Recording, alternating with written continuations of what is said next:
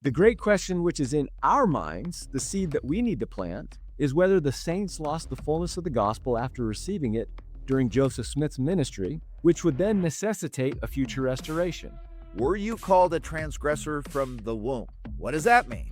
Well, that's what Isaiah says, that this end-time servant will be called a transgressor from the womb. However, he comes into mortality is not going to be, if you were born in the covenant, you can go ahead and cross yourself off that list. Joseph has to come back to be the one to fulfill them a second time. One reason why I think that Joseph is the end-time servant. I think he's also called out by name many, many times in Scripture.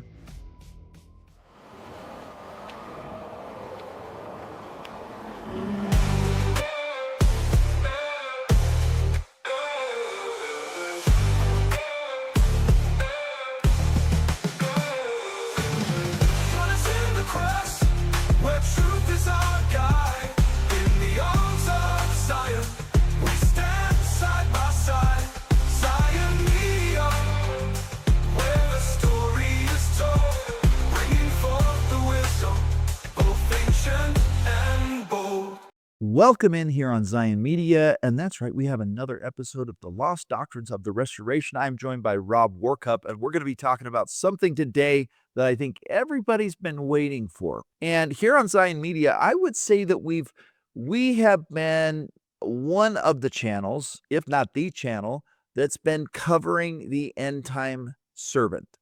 And if you haven't read the book of Isaiah, go read it. It is all about this end time servant. And there's a lot of people that wonder a lot of things. And you're going to hear another perspective today on who maybe this end time servant is. Some people think it's Jesus Christ. Some people think his name's going to be David. Some people think that it may be even Joseph Smith. And there's a variety of ideas. But if you read the book of Isaiah, you can start to figure out some things about this person. One of the things for me that stands out, so if any of you out there are like, I'm the end-time servant, you're going to have to ask yourself this one question. Were you called a transgressor from the womb? What does that mean? Well, that's what Isaiah says, that this end-time servant will be called a transgressor from the womb. So likely, however he comes into mortality is not going to be, if you were born in the covenant, you can go ahead and cross yourself off that list because you wouldn't have been called a transgressor from the womb. There would have had to be some kind of transgression for the end-time servant to get there. At least that's what I see. That's one of the things that when I have people reach out to me, I ask them that question and can check them off the box pretty quick there. There's another thing that's kind of interesting, and you can interpret this a couple different ways, but this is another thing that I look for. Isaiah 54 kind of talks about maybe the spouse of this servant in the end times. And if it is Joseph Smith, I don't know that his name will be Joseph Smith. He'll have to, it says he's got to remember who he is. He's got to awake and arise. But in Isaiah 54, it seems to allude that he was married and his wife either passes away or he gets divorced and he has children with that wife. And then when he remarries, the woman he remarries is barren. So those are some things that are some pretty interesting things that a lot of people don't talk about as it relates to this end time servant. So I know there's a lot of people, Rob, listen, I get emails and texts every day that is like, I'm the Davidic servant. And I'm like, okay, cool. You might be one of the servants, but I typically ask those two questions out of the gate. Have you been married? How many times? Is the wife you currently have barren? And were you born, are you, was your mother a victim of rape or did your mother conceive you outside of marriage? There's got to be something there to fit in. I think it's Isaiah 48 or 49 where it talks about it, him being called a transgressor from the womb. So this is a very interesting topic, and a lot of people miss some of the, I guess, some of the prophecy about this guy. So I'm really excited for this, for Rob to dive in and hear what Rob has to say. And whether Joseph Smith is the Davidic servant or isn't the Davidic servant, here's what I am certain of. He will play a role in whatever this is. And the redemption and the restoration, he'll play a role, whether he's a Moroni figure or he's down here and doesn't remember who he is. I don't know. We're going to find out some things today. But he definitely plays a role in the restoration of all things. So with that, I've also heard some people say, could the end time servant be John? And I'm like, probably not John. John does have a role to play in this, and he is certainly involved. But anyways, lots of people talking about this right now. I would say more people are talking about this subject right now than at any point in our known history. So that's a good thing. People are aware of this. So with that, Rob, let's dive in. Yeah, let's do it. I'm excited to do this because we've been talking about some discouraging topics for a while now, probably the last 5 or 6 episodes. And there's, that's it's all in the scriptures, so it's not that I want to focus on that. Now we're going to talk about how to come out from that condemnation and covenant cursing that we've been talking about, which is the positive side, the positive message in all this. And the end time servant is the one to do it. And frankly, just like you said, I don't know that it really matters who it is that we specifically identify who it is, but I do believe that the Lord has placed certain clues in the scriptures to help us understand the type of person he will be. And I think that's probably the most important thing to take away from all of this. So let's dive in. We're going to be talking about the return of Joseph Smith and the redemption of Zion.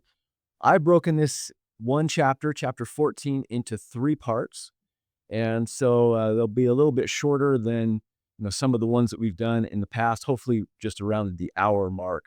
But let's dive in and do this. This is going to be a good one. So just as a quick reminder, I love starting out with Isaiah 52 because it says, that which had not been told them shall they see, and that which they had not heard shall they consider, right? And the reason I bring that out is because there's all these things that we're talking about here in this series that, maybe you haven't heard before. Well, that's exactly what Isaiah says you should be expecting, right? Things that you've never thought about in the past. Who would have ever thought, just 10 years ago that, hey, the church fell under condemnation and covenant cursing, and we've been operating in a preparatory priesthood for that amount of time, right? So we've got to have an open mind and open heart regarding all these things. So again, on the screen, we've got all the dates that talk about how the saints were, received the priesthood originally, how they fell from, to a condemned state in 1832, how they fell even further to a covenant cursed state, lost the fullness of the priesthood, lost the name of Christ on the church, and lost the ordinances of the fullness of the gospel. We learned that Joseph received the keys of the telestial order of the gospel. And we even talked about how the Nauvoo temple was a symbol of the hearts of the people. If they were to build it in the allotted time that the Lord gave them, then the Lord would restore all the fullness back to them. And sadly, they did not do that. And we gave, at least 3 instances or evidences that was never built in time and that they did not receive, all the blessings, restored back to them. So Joseph and Hiram were taken from among the people. They were smitten and driven from Nauvoo, and ultimately they were rejected as a church with their dead. And so that's where we stand today in that timeline. Well, our future is a different thing, and we're going to get some exciting things happening. So I decided to put a slide in here on planting the seed. I want to take us back to Alma 34. This is Alma and Amulek preaching to the Zoramites. And if you remember correctly, the rich in the city, in that city, threw out the poor, and the poor were like, "Hey, we can't worship if we can't come into the synagogue or the church." And Alma tells them, "Hey, you can worship wherever you want. You know, you can worship every day of the week. And what you need to do is recognize that Christ is the way." And so I'm going to liken basically liken what we read in Alma 34 to what we're talking about here. So verse 2 says, "My brethren, I think that it's impossible that you should be ignorant of the things which have been spoken concerning the coming of Christ." They were talking about the first coming. We're talking about the second coming of Christ. Jumping to verse 4, "Yea, even that you would have so much faith as even to plant the word in your hearts, that you may try the experiment of its goodness. And we have beheld that the great question which is in your minds," okay, at this time it was whether the word be in the Son of God or whether there shall be no Christ. Well, I crossed that out. The great question which is in our minds, the seed that we need to plant, is whether the saints lost the fullness of the gospel after receiving it during Joseph Smith's ministry, which would then necessitate a future restoration. So that's the question we have to ask ourselves. And did the church really fall under condemnation? And what does that mean? Did it really fall further into covenant curse state? Are we really rejected as a church with our dead today? And if so, how's it going to be restored? Well, the end time servant is the answer there. And so it is very important for us to plant that seed in our hearts, because that is a huge, that question has huge ramifications, right? That question is answered or, pretty much answered in Doctrine and Covenants 45 verse 2. And it says, hey, if all that is true, what we don't want to do is get to the point where the summer is past, the harvest is ended, and our souls are not saved, right? We want to seek after the Lord in purity, in the fullness of the gospel. And so if we don't have that, then it needs to be restored to us so that we can be saved when the harvest is ended and the summer is complete. So plant that seed in your hearts. Let's dig into the parable of the redemption of Zion, which is Doctrine and Covenants 101. And as we do that, there are three important events that are outlined in this parable. First, that Zion would need to be established by commandment from the Lord to Joseph Smith. That was his commission. But Zion would fall, Zion would fail, and that was already foreknown by God. And remember, dates matter in the Doctrine and Covenants, and we'll talk about that again here in just a minute. So if Zion was established, but Zion would also fall, and that was foreknown by God, well, God also knew that Zion would need to be redeemed again in the future by restoration from the end-time servant. So he knew all of this was going to happen. So Rob, if God knew that was going to happen, why did he command him to establish Zion if he knew that? Great question. I think we're going to cover that, but here's my initial answer to you. I think Joseph was ready. I think the servants that were called in his day were not ready. And that will come out in the scriptures. It's not a blatant observation that you make in the scriptures, but I think the servants as well as the people were not prepared fully to give God everything, to put everything on the altar and be willing to sacrifice everything for the cause of Zion. I think they still had some. So maybe there was a chance that it could have happened, or as people call it, a timeline where it could have happened, but God knew the likelihood of that actually happening was very low. Maybe that's why he told Joseph, hey, if you live to be 80-something years old, the coming of Christ will happen. Kind of knowing what was likely going to happen because he knew they wouldn't be able to get there. But he still gives us commandments in hopes that we might be able to get there. Yeah, and I think it has something to do as well with, let's bring multiple mortalities into this conversation, because if you look back into the Old Testament, you have prophet after prophet after prophet who's called by God himself to deliver a message of repentance to the people of God. Well, for whatever reason, Christ then comes and offers up himself as an atonement. And then we have this large period of apostasy. I mean, thousands of years. And for some reason, we were tested over and over again during that period, and then given an opportunity in the 1830s to just live up to everything that Joseph received, and somehow we were not fully prepared to grasp everything in that moment. And so we were given a couple opportunities in Joseph's day, and we didn't make it. And I think this is kind of like our last opportunity right before Zion happens to get it right. So I think it's more on us than Joseph. That's a guess, but I don't fully understand all of that. So anyway, we'll dig in and jump into the parable. So remember that there are many prophecies given to Joseph Smith that Joseph was supposed to fulfill, but he didn't during his time on the earth. And so either God was mistaken in those prophecies, or those prophecies will be fulfilled in our future. And they will be fulfilled because Joseph was supposed to fulfill them, and he didn't. So I think what that tells us is that Joseph has to come back to be the one to fulfill them a second time. That's one reason why I think that Joseph is the end-time servant. I think he's also called out by name many times in Scripture. So we're going to read some of those things. And that's why I brought in the doctrine of eternal lives into the early chapters of the book.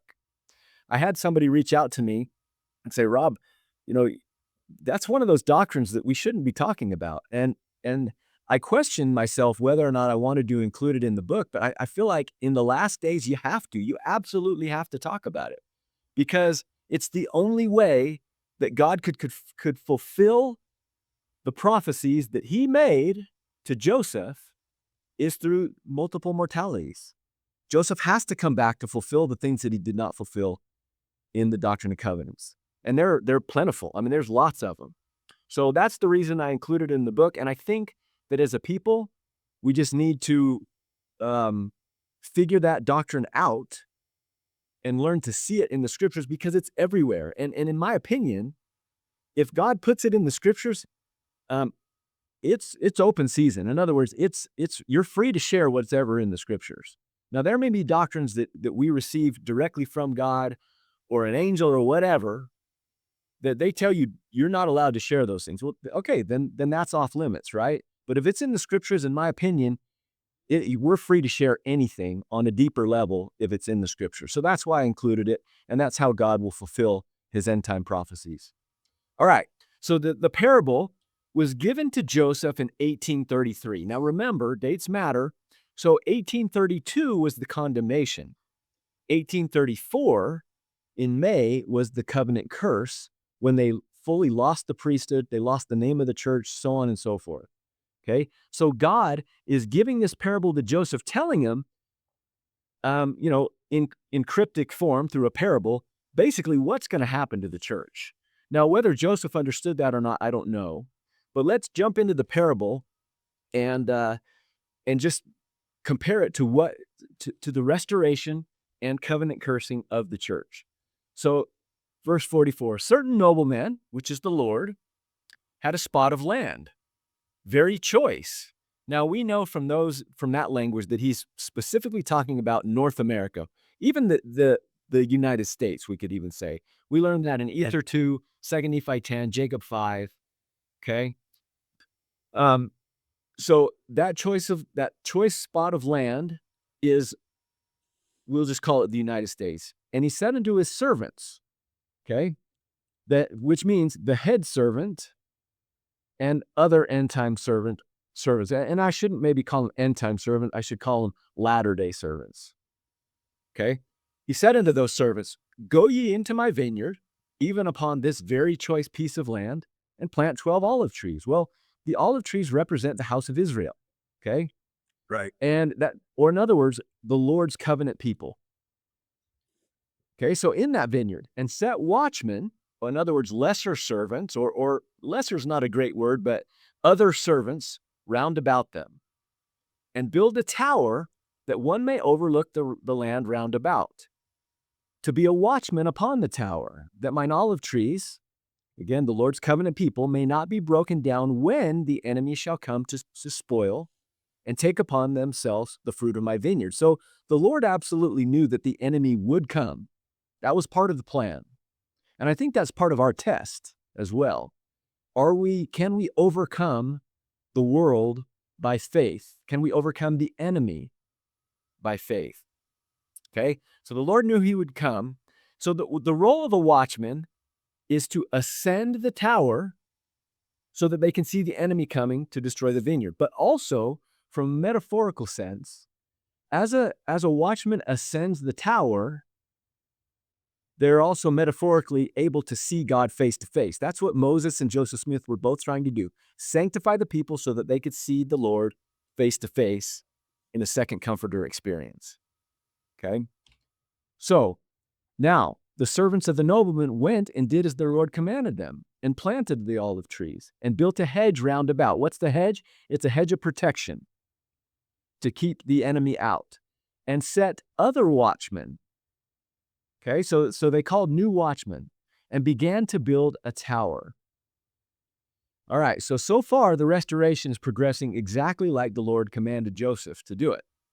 But it quickly devolves into basically the vanity and unbelief that we read about in Doctrine and Covenants 84, because the watchmen fall asleep. Okay, they're not obedient to their commission.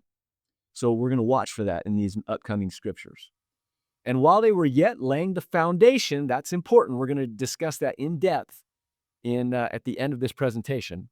While they were yet laying the foundation thereof, the foundation of the tower, the foundation of the church of Christ, they, meaning some of these watchmen, these lesser watchmen, began to say among themselves, "And what need hath my Lord of this tower?" In other words, why are we doing this? What is this doing to benefit, our cause?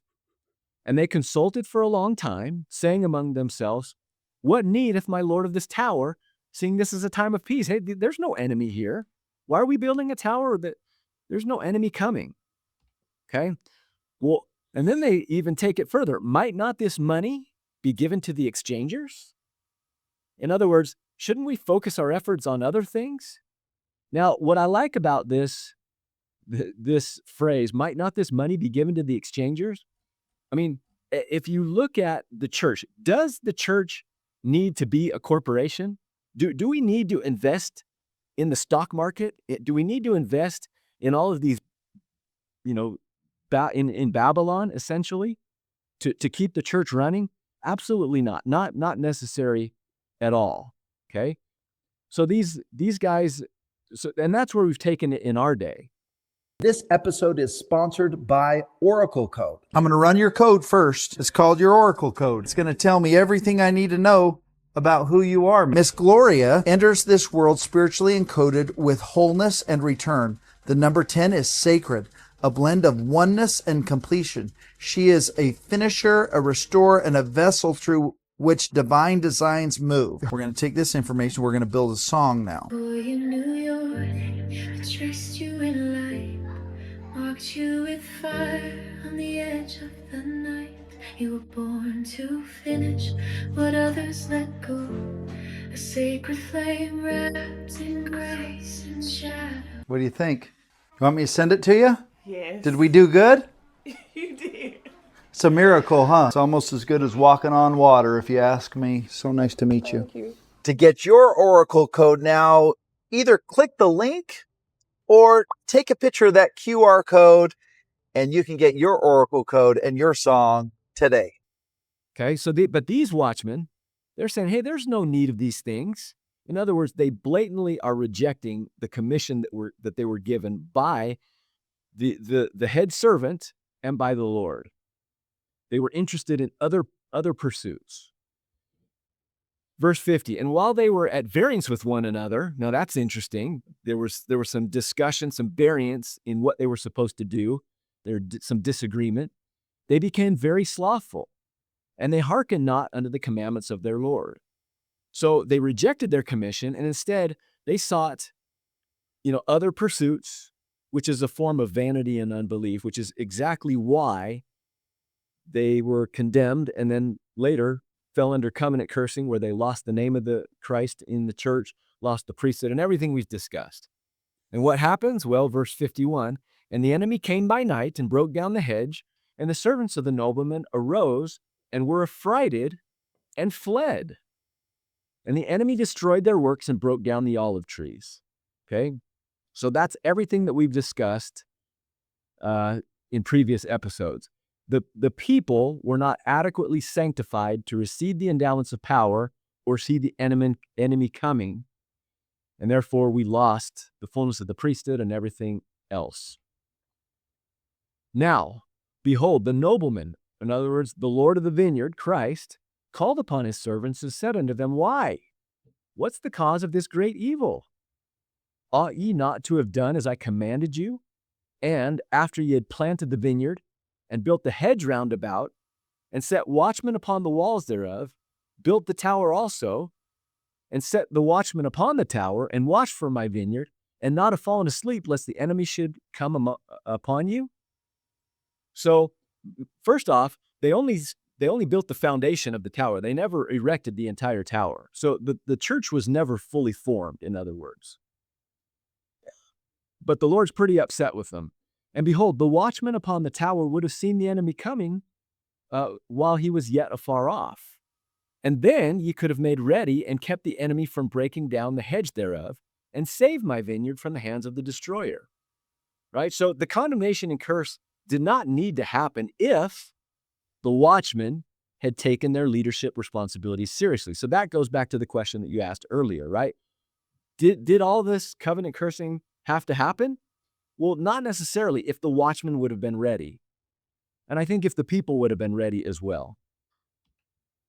So verse 55, and the Lord of the vineyard, Christ, said unto one of his servants. Now, this is the head servant, okay, Joseph Smith. Go and gather the residue of my servants. Okay, the residue means my faithful servants. There were some that were not faithful, and we'll learn about that here shortly. And take all the strength of my house. In other words, grab the strongest members, which are my warriors, my young men, and they that are of middle age also, among all my servants, who are the strength of mine house, save those only whom I have appointed to tarry. Okay, so grab all the, and there's no timeline on this. Okay, this could have happened in Joseph's day, and some people think it did with the Zion's camp. But really, that was not the fulfillment of this prophecy. Okay, the prophecy is a future prophecy that actually has already begun in our day. The strength of mine house is being gathered right now spiritually. And your audience that watches this is probably the strength of the Lord's house. And there's probably others as well. Okay, so the head servant is commanded to gather up the residue of the service, the strength of the Lord's house, the warriors, and lead them to battle to reclaim the vineyard, which is now occupied by the enemy. Now, the residue of servants are those who remain faithful to the restoration. Those were the high priests ordained at the Isaac Morley farm in June of 1831, but not all of them, because they didn't all remain faithful. So it would only be the faithful ones. And those servants are to gather up the strength of the Lord's house. And they're to, verse 56, go ye straightway unto the land of my vineyard, and redeem my vineyard, for it is mine, and I have bought it with money. In other words, go reclaim my fallen people. That's what the Lord's saying. And again, it didn't happen in Joseph's day, but it will happen in our day.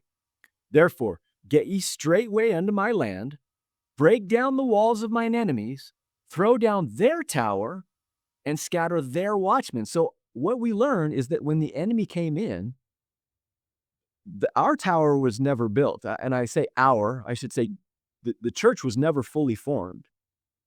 But the enemy built up their own tower and set their own watchmen on the tower, their own leadership. Okay? So those watchmen will be in direct opposition to the true servants returning and the residue of the servants and the strength of the Lord's house in the last days. Okay? And inasmuch as they, meaning the enemy's watchmen, as they gather together against you, against the Lord's watchmen, avenge me of mine enemies, that by and by, which means sometime in the future, I may come with the residue of mine house and possess the land, again, the land of Zion. So there's going to be a conflict between the watchmen of the enemy and the Lord's true servants in the last days. Okay, and there's going to be a fight. Then it says in verse 59, and the servant said unto the Lord, and that's the head servant talking to Jesus Christ, when shall these things be? In other things, when is all this going to happen? And the Lord, and he said unto his servant, when I will. In other words, whenever I decide that the time is right. So go ye straightway, do all things whatsoever I've commanded you. Okay, so there's no specific timeline from the Lord as to when these things are going to happen. And then the Lord continues talking about his servant. He says, and this shall be my seal and blessing upon you, my head servant, a faithful and wise steward in the midst of mine house. In other words, a huge leader among my people, among the LDS, a ruler in my kingdom, Zion. And his servant, in other words, the head servant, went straightway and did all things whatsoever his Lord commanded him. And after many days, all things were fulfilled. Now, it's been 180 plus years since the death of Joseph Smith, and Zion will be established again or redeemed in the last days, led by the end-time servant. So, let's kind of summarize what we just read in that parable, because our test in mortality is for all of us to be a watchman upon the tower, right? We're supposed to ascend the tower, which is metaphorically speaking about receiving endowments of power from on high through the doctrine of Christ, which prepares us to see the Lord face to face. And when we do that, we have a spiritual download of knowledge. And with all of that combined, we are able to detect the enemy while we're upon the tower. Now, the first servants began building the tower and began building a hedge of protection around the tower so that they could do just that, right? Receive a higher knowledge of God. But shortly thereafter, they thought it'd be better to invest their money, which is just simply a metaphor for their time and their efforts and their energy in other things, right? Other pursuits, worldly projects that they preferred over the Lord's tower. They had a different agenda. And because the tower was never completed, these watchmen couldn't see the enemy when he came. It broke down the hedge and destroyed the vineyard.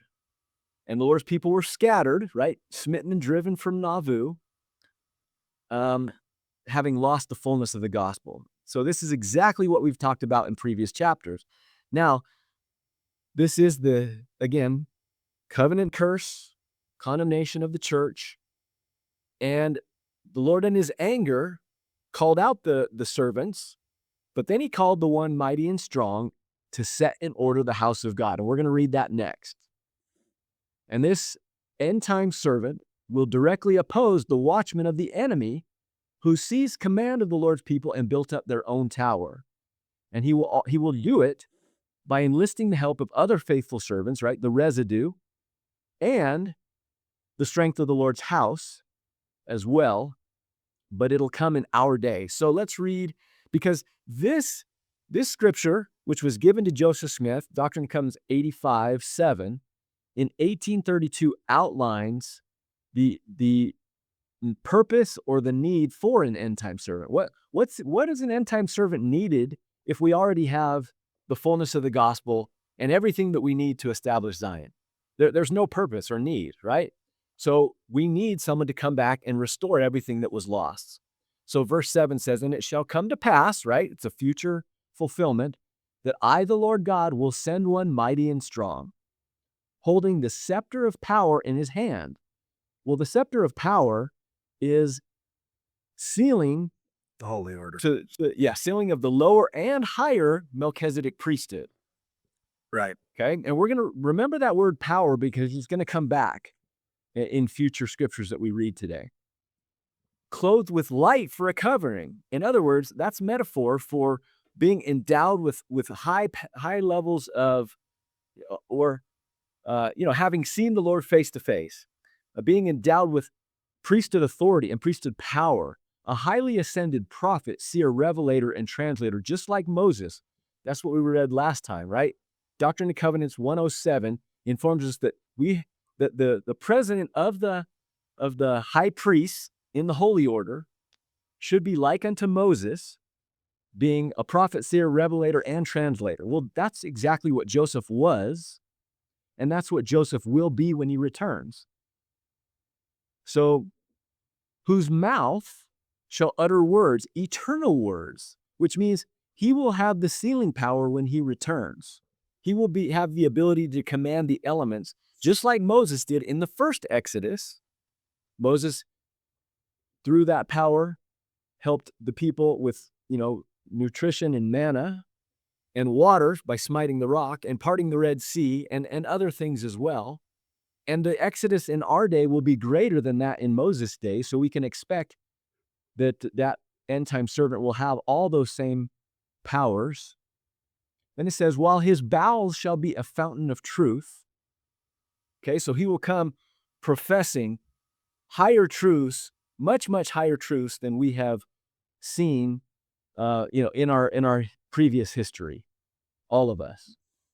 To do what? To set in order the house of God, to set in order the people of God who are out of order. You can't set in order something that's already in order, which is another testament that we are out of order, or we are in hidden darkness, right? Darkness that we can't even perceive ourselves. And to arrange by lot the inheritances of the saints in Zion. So he will send an exodus of people to Zion. And as Zion is established, it will be his responsibility to dole out lots to the people. So the end-time servant is absolutely needed in our day to restore truth and to restore justice to the entire earth, specifically to God's people. Okay? So what does that mean to restore truth and justice? Well, he will restore the priesthood power that was lost. We learn about that in Isaiah 52, Doctrine and Covenants 113 and 124. He will restore true doctrine and true ordinances, right? Those endowments of power from on high that have been non-existent since his death. He will set in order the house of God, which means he will set in order the servants. He will be responsible for training up the servants so that they can follow in his footsteps and be saviors, saviors of Zion, metaphorically speaking. He will also set in order the church, right? Because the church is out of order. Why is it out of order? Well, because they've been following the precepts of men for 180 plus years. And he will also seal up individuals to destruction or to salvation, which means through his own words or the words of his servants that are following in his footsteps, they will either, those who oppose them, they will wash or dust their feet against those individuals, and they will be sealed up to destruction, or they will be sealed up to salvation by, number one, participating in the Exodus to the New Jerusalem, and then helping others do the same, and then receiving their own inheritance in Zion. Let's hope it's number 2. Absolutely. Absolutely. So that's why it's so important to not harden our hearts against, the doctrines that we're talking about today, right? At least plant the seed. Study it out in your mind and take it to the Lord, because the people that harden their hearts are the ones that are going to be the enemy, and they're the ones that are going to persecute the strength of the Lord's house and the residue of the Lord's servants. And let's hope that we've learned something looking at the ministry of Jesus Christ 2,000 years ago. And let's hope that we're not like unto the house of Israel at that time, who rejected him persecuted him and ultimately crucified him. Let's hope that that is a story that we can all look at and say, we're not going to do that. If the end time servant shows up here and he's going to be similar, his ministry, I would guess, would look similar to the ministry maybe of Christ in our day, in the modern day. Let's not persecute. Let's be like Paul. Let's believe all things. Let's test the fruits. Let's let the seed get planted, and let's not have a knee-jerk reaction, because my guess is he's going to be delivering information that's going to be hard. It's going to be hard for the saints to go like, what? And you said something about him bringing truth and justice. My guess is he's going to uncover some things that have been hidden. Maybe some of the Gadianton type of things that have been happening. I mean, not just in the church, but maybe in the world, maybe in this country, who knows? And it's going to be hard for people. And they may call him a heretic, and they may call blasphemy. Let's hope that we don't do that, that we say, okay, this is who Isaiah's been talking about here. Let's rally behind him, and let's be fellow servants with him. Yeah, absolutely. And we're going to read some of those very scriptures that talks about the things that he uncovers in future episodes in this chapter. So you're spot on. So let's just reiterate Doctrine and Covenants 1:13, which talks about, the church losing the priesthood. Question by Elias Higbee: what's meant by the command in Isaiah 52nd chapter, 1st verse, which saith, "Put on thy strength, O Zion," and what people had Isaiah's reference to? So Joseph answers the question. He had reference to those servants whom God should call in the last days, who should hold the power of the priesthood to bring again Zion. So again, the parable of the redemption of Zion tells us that Zion would be established, it would fall, it would need to be redeemed at a future date. So that's why it has to be brought about again. And the redemption of Israel. And to put on her strength is to put on the authority of the priesthood, which she, Zion, has a right to by lineage, also to return to that power which she had lost. So there's where we learn that, that the early church lost the Melchizedek priesthood. And it's the end time servant's mission to open again the heavens. He will be the first one to be, to receive the priesthood from on high, and then he will disperse that priesthood to others. And then others can also receive other endowments of power from on high, as we've discussed in previous chapters. Okay, so this is an interesting reference here. This is Isaiah 1 from the Isaiah Institute translation. Okay, and if you remember from your studies in Isaiah, the metaphor of a hand, there's two hands of the Lord, the right hand and the left hand. The right hand, or the righteous hand, is the end-time servant. The left hand is the destroyer, the adversary, the king of Babylon, king of Assyria, okay, who's in direct opposition with the end-time servant. So here's another evidence of basically what we just read in the parable of the redemption of Zion. How the faithful city, in other words, or the church of Christ, has become a harlot. She was filled with justice. Righteousness, there's the end-time servant, made its abode in her, but now murderers. Okay, so that's interesting, right? Because Nephi, Christ, Mormon all told that same story. There's going to be murderers inside, the institution. There's going to be abominations, malice, and other things as well.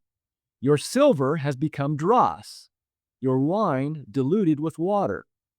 Your rulers are renegades, accomplices of robbers. Now that word robber, what do you think of? Well, you think of the Gadianton robbers, right? So the rulers of the enemy and their tower will be accomplices of Gadianton robbers. With one accord, they love bribes and run after rewards. They do not disperse justice. That's why the end-time servant is needed to restore justice. to the fatherless, nor does the widow's case come before them. Therefore, the Lord Jehovah of hosts, the valiant one of Israel, declares, Woe to them! I will relieve me of mine adversaries, avenge me of mine enemies. That's the exact message or commission that the end-time servant was given. And I love this, verse 25. I will restore my hand over you. In other words, I will resurrect my end-time servant, right? Restore Joseph Smith to you and smelt away your dross as in a crucible and remove all your alloy. I'll get rid of all the impurities and bring back all the truth. I will restore your judges as at the first. And what's that? Well, the watchmen. All the servants with Joseph that remained faithful, that did not fall under condemnation, will be restored. And your counselors as in the beginning. After this, you shall be called the city of righteousness, a faithful city. Well, he's referring to Zion, right? The New Jerusalem. So there's another evidence of the fall and restoration brought about by the end-time servant. Thank you, Rob. It's all so interesting how kind of everything is starting to come together. And again, if you haven't gotten your book, go to Amazon, get the Lost Doctrines of the Restoration. I'm going to say this again. I'm beating a dead horse here. If this is your first time catching one of these episodes, we've done a ton of them. I don't know if this is number 20 or where we're at, but there's quite a few of them. And I would start at the beginning because it will help you understand kind of how we got to this point. So I appreciate Rob putting these things together. And again, some of these things, there's some of the, I guess, revealed truth that is coming. And a lot of the work that Rob is doing is almost as a forerunner for the things to come. And I think of all the episodes I've done, this series seems to be one that is waking up a lot of people. I don't like saying the awful situation, but waking them up to where we are, understanding, okay, if we're here, how do we get out of this condemnation? How do we begin to form Zion? How do we get Zion in our hearts?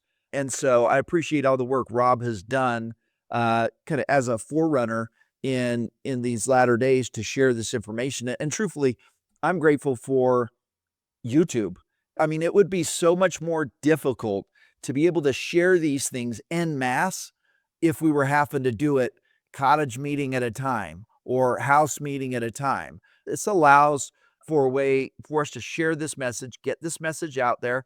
And I would invite you, if you found this fruitful, if you found this information interesting, hit the like button, but also hit the share button.